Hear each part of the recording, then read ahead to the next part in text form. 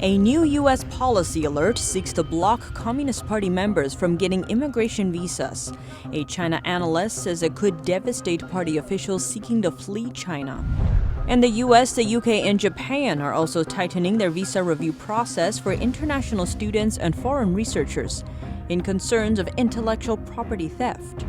Another of China's chipmakers admitted that U.S. restrictions could have material adverse effects on its production. And in China's car industry, only less than 10% of chips are produced without technology from other countries.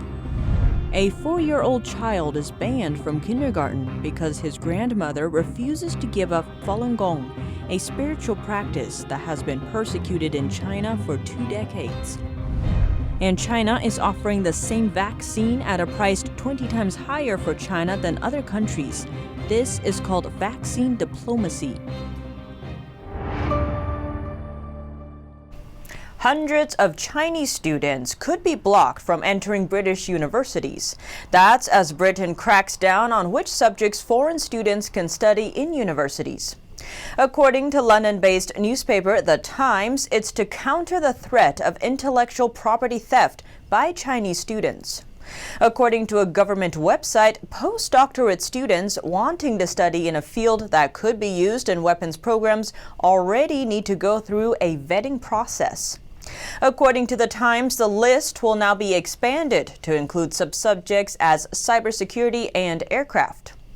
A spokesperson said the move was to protect national security while still welcoming the academic richness that foreign students, including from China, bring. The measure is expected to block hundreds of Chinese students, and those already enrolled could have their visas revoked. Japan is also taking action. Starting next year, Japan will tighten its visa review process for international students and foreign researchers. An exclusive report by a Japanese newspaper says Japan's foreign ministry has set aside $2 million to improve screening. The report noted that the U.S. and Australia are vigilant at Beijing's tactics, like using students and researchers to steal technology. But it added that Japan isn't nearly as strict. Experts worry that Chinese students rejected by the U.S. may turn to Japan. On Friday, the U.S. Citizenship and Immigration Services published a policy alert about banning members of the Communist Party from getting an immigrant visa. In general, unless otherwise exempt, any intending immigrant who is a member or affiliate of the Communist Party or any other totalitarian party, domestic or foreign, is inadmissible to the United States. The policy alert is not new. It is based on laws passed by the U.S. Congress between World War I and the 1950s, but it suggests that the Trump administration may take tougher action to enforce them. The law provides exemptions for aliens whose membership or affiliation was involuntary, or for purposes of obtaining employment, food rations, or other essentials of living and where necessary for such purposes. The law provides another exemption where aliens must have terminated their membership at least 5 years before the date of the application and had actively opposed the doctrine and ideology. On Saturday, one day after the policy alert had been issued, the number of people searching in Google "quit party" in Mandarin Chinese surged by 100 times more than before the alert. Reportedly, the U.S. authorities may have already tightened restrictions. 2 weeks ago, U.S. Customs officials denied entry to a Chinese national at the Detroit Metropolitan Airport and sent him back to China. The man held a 10-year travel visa at the time and was not given a reason for his refusal. His travel visa was later canceled. The individual retained his CCP membership for fear of affecting his pension benefits. He was also earlier denied an immigration visa in the U.S. The man's lawyer in the U.S. believes that he was denied entry due to his status as a member of the CCP and advised him to quit the party before reapplying. As the largest communist party in the world, the 90 million members of the Chinese Communist Party, or CCP, are expected to be affected.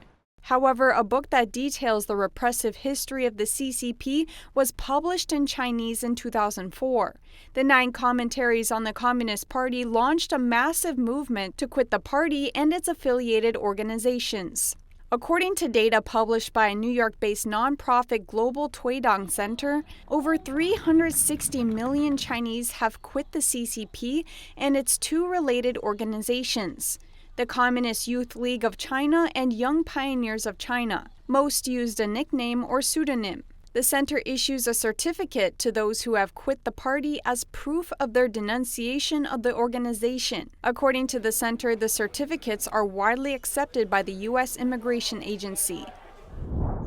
Chinese Communist Party members received a fresh blow. A policy alert last Friday potentially blocks them from getting immigrant visas in the U.S. China analyst Tang Jingyuan said it could cut off the route for communist officials seeking to flee China to the U.S.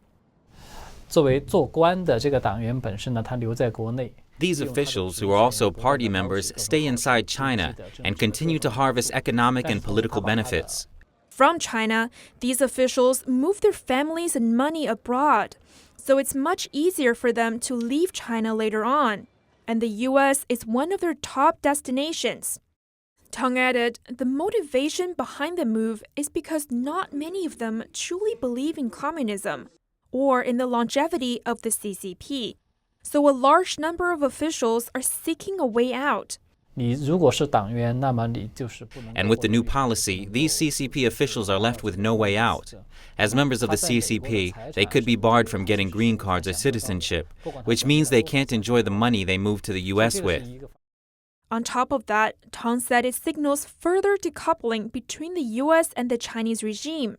He notes that it's a decoupling from the Chinese regime, not the Chinese people. 那么这个措施它其实出台。 The policy alert differentiates Chinese people from the ruling party. It's not banning Chinese people from immigrating to the U.S. And exceptions can be granted if the applicant ended their party membership or affiliations 5 years before applying for the immigrant visa. Tang said it could lead to a trend of party officials quitting the Communist Party. Juliet Song, NTD News. Now to a contaminated grain supply found in China. Chinese authorities recently revealed that more than 2,500 tons of rice supplies had been found to contain excessive cadmium. Cadmium is a heavy metal element. Consuming foods with high levels of it over a long period of time may damage the kidneys. The grain stockpile was worth an equivalent of $1 million. The rice supply was part of the country's state grain reserves. It was stored in southern China's Yu County in southern China. From 2017 to 2018, 4 rice merchants were charged with selling food that failed to meet safety standards and sentenced to up to 5 years in prison. The authorities discovered the cadmium-tainted rice during a random truck inspection in late 2018. Sales of polluted and tainted products are a common problem in China, and it raises a special threat to food safety. September and October make up the peak sales season for China's property market. But this year, terms like price cuts and discounts have become common. Now we turn to the housing market in Zhengzhou, the capital city of Henan province. According to Chinese media, a variety of promotional methods have emerged since September. Offers like down payment installations or package deals, including parking spaces or cars with every home purchase, among them. One of the city's popular real estate companies cut its prices by more than 10%, while another popular company cut its prices by 1/3. According to local industry insiders, real estate prices have fallen by about 10% from their 2017 highs. That's as prices for new houses in the suburbs have dropped up to 40%. According to data from Shanghai's E-House Research Institute, transactions related to Zhengzhou's new housing market fell more than 20% year-on-year in September. China's 2020 real estate enterprise sales trader list also shows more than 90% of China's real estate companies only achieved 40% of their sales targets during the first half of the year. Now in central China, where a 4-year-old boy has been banned from attending kindergarten for the past month. The boy lives in Macheng City inside Hubei province. He's being blocked from school all because his grandmother practices meditation discipline Falun Gong. The kindergarten refused to allow him to attend under pressure from Chinese authorities. Falun Gong is a spiritual practice that originated in China. At one time, it was reportedly practiced in China by 100 million people, before the Chinese Communist Party ordered an all-out persecution campaign against it in 1999. Those who practice follow the guiding principles of truthfulness, compassion, and forbearance in their daily lives. According to U.S.-based Falun Gong information website Minghui.org, the boy's grandma, named Tao La Huai, still practices Falun Gong in China, despite the danger. She reportedly refused to give up her faith, despite police harassment and being detained multiple times over the last 2 decades. Tao is in her 70s. For years, she was a teacher at the same kindergarten that has since banned her grandson. She retired 15 years ago. The kindergarten principal told Tao's family that the boy couldn't be admitted unless Tao signs a statement promising to give up Falun Gong.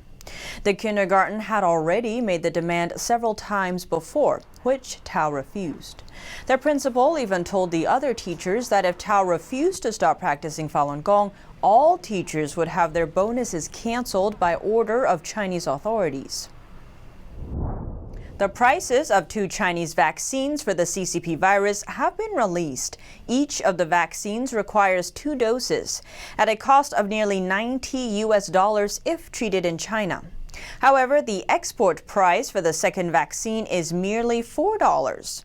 Earlier this year, Chinese Prime Minister Li Keqiang said 600 million people in China, or about half of China's population, have a monthly income of around $150. A vaccine costing $90 is a significant amount of money for these people. The vaccines are inactivated. This means they contain particles of the virus that can no longer cause disease but still trigger the production of antibodies. According to Hong Kong-based Phoenix TV, the vaccine will be launched at the end of December, marking the first time China has exported a vaccine product. Last week, based on the agreement of a phase 3 clinical trial, the government of the state of Sao Paulo in Brazil signed a contract with China to purchase 46 million doses. The trial has also started in Indonesia and Turkey, and they may thus obtain vaccines at a low price. A spokesman for the Ministry of Foreign Affairs announced this September that China would give priority to providing vaccines to developing countries in the form of donations. Months earlier, Chinese leader Xi Jinping promised vaccines should first serve African countries.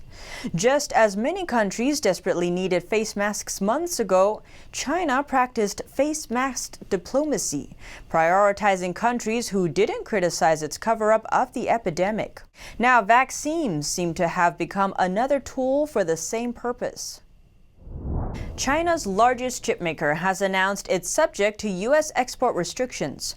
On Sunday, Semiconductor Manufacturing International Corp, or SMIC, said in a statement that the restrictions could have material adverse effects on its productions and operations. The statement confirmed media reports last week. On Monday, SMIC's share price in Hong Kong dropped 5%. This after it dropped 27% in September, when reports first emerged that the U.S. might target the company. The U.S. move will likely have far-reaching impacts. Semiconductors, or chips, are not only used in mobile phones, they're critical to various technology industries, including car makers. According to an article published by a Chinese science and technology website, less than 10% of chips used by China's car industry are produced without technology from other countries, and that the chips used in key parts of production are entirely imported. That includes in sensors and autonomous driving systems. The article quoted research data from 2019 saying the top 10 car semiconductor companies operating in China are all from the United States, Europe, and Japan. They make up a total market share of about 70%. a niche semiconductor company, represents the highest level of the sector in China under local businesses. But it achieved that level of success only after it acquired part of a European company. The article concluded that if certain areas are sanctioned, China may be completely unable to produce substitutes. German Chancellor Angela Merkel continues to take a tougher stance on China. She warned Europe will begin limiting China's access to the single market, comprised of the 27 EU member states, on Friday. The EU agreed formally to curb access to 5G tech from high-risk vendors. It's a move that brings the EU closer to the U.S. stance. The U.S. has long been warning allies against doing business with China's telecoms giant Huawei, citing national security risks. Merkel has previously said the trade with China is to be based on reciprocity. Merkel said on Friday the barriers to entry are still too high regarding China. She added further discussions are needed. Negotiators are currently stuck on market access. According to reports, they hope to reach a deal by the end of the year. The EU wants China to remove barriers for EU businesses. And EU leaders are set to discuss China at a special summit next month. That's according to media reports citing government documents. According to reports, the meeting will happen in Berlin on November 16th. While the meeting will cover China, the communist regime will not participate. This follows a EU summit in Brussels on foreign policy. The 27 bloc emphasized serious concerns with regards to China's human rights abuses in Hong Kong and with ethnic minorities. They also called for the need to rebalance the economic relationship and achieve reciprocity. The nations urged China to take responsibility when it comes to global challenges like the pandemic. They also anticipate a meeting with Chinese Communist Party head Xi Jinping in 2021.